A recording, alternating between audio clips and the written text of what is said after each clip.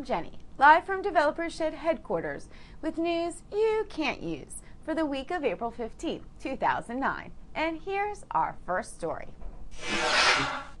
Welcome back to another episode of News of the Weird. Now nominated for 3 Emmys. Our first story is near and dear to our hearts.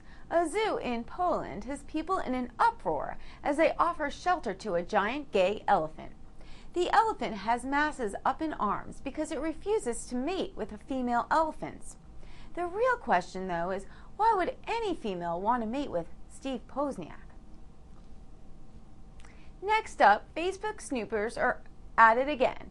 A report in some newspapers stated that landlords are scanning their tenants' Facebook pages for pictures of wild parties and then using the evidence to evict them. Landlords tried to do the same thing on MySpace, but all they got were pictures of spilled Kool-Aid and broken SpongeBob piñatas. Last up, governments across the globe today stated an invasion from aliens was imminent. They said that extraterrestrials' technology is far superior to our own, and that while the intentions of the aliens are still unclear, they expect any human survivors will be forced into slave labor camps or subjected to scientific experiments. President Obama has said they expect the invasion will begin at 5 o'clock today and end at 7. We'll have more on these developments tonight at 8.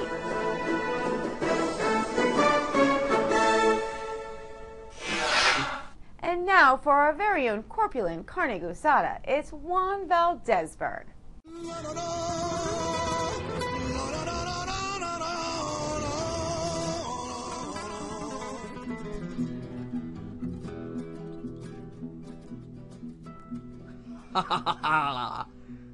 Welcome back, my feisty friends, and thank you, my pungent piñata. You know, I don't normally do tech reviews, but this week I saw something so amazing. I could not resist. It is like when I see a fat woman coming out of the Ben and Jerry's. My mouth starts watering. I got him with the money that I made on Eatery, like the babies when they hire the clown.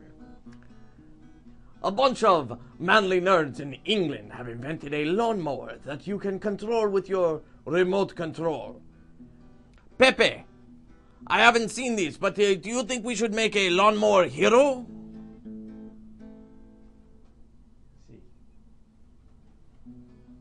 The device can connect to any lawnmower because it's good. I cannot afford a new one. Finally, now the Valdezberg can work on his law cases and at the same time trim the lawn of his neighbors who pay him. Fantastico. Speaking of trimming the lawn, Jennifer, what are you doing later?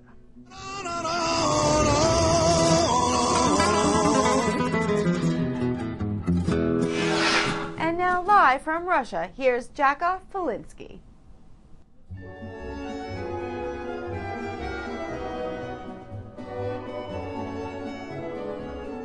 Thank you, Oinky Pig. Some of my stalwart fans may have noticed that I was not included last week's special edition iPhone review from Apple. That is okay. My feelings not hurt.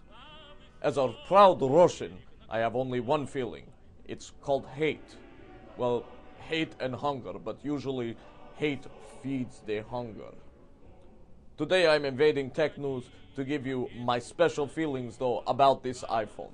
Unfortunately, the phone will not come out to Russia probably for another 3 decades, and we will have to wait probably another 10 more years after that for this special 3G to come along, where in Russia we will call it 3C. But it does not matter, I can still review. First off, this phone is made by stupid dead American Steve Jobs, God rest his soul. It features some touch screen that you press button and get your fat greasy American finger all over it and make prints. This is good for KGB, who can then lift prints and then add your picture and phone to database, and then pretty soon we know everything about you, even though database is QBasic. Then when we need information, we put it out on our special high-tech dot matrix printer. Second, it's a phone. You call people. People call you. What to review? This is not new invention. In World War I, we had walkie-talkie. Works just as good, only slightly larger. And this time AT&T will not bend you over and get you like prison guard in Gulag. I can feel some of my feelings and show them to you on iPhone. Show me iPhone. Stupid.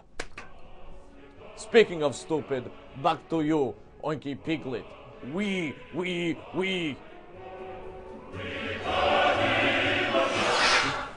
I'm Jenny. Thanks for joining me for news you can't use. Brought to you by Developer Shed. I'll see you next week.